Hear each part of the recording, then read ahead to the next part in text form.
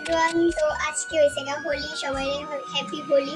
আর হোলিতে যাই বলে আগরতলা, বাট ট্রেন ক্যান্সেল হয়ে গেছে গা, কারণ এত মানুষও নাই, কোনো ফ্রেন্ডও নাই, বন্ধু বান্ধবও নাই। বন্ধু বান্ধব থাকলে তো তো ঘুরতাম যাইতাম, একলা একলা তো আর ভালো লাগে না।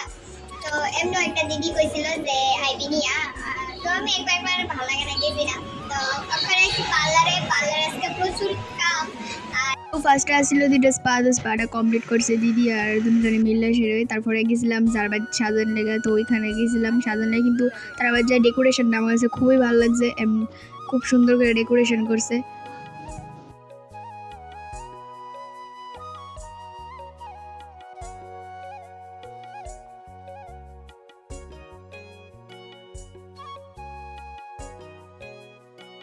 এই দিনটা এত গরম আসলো, তো আমি পার্লার যে পরে লিখতে গেছি।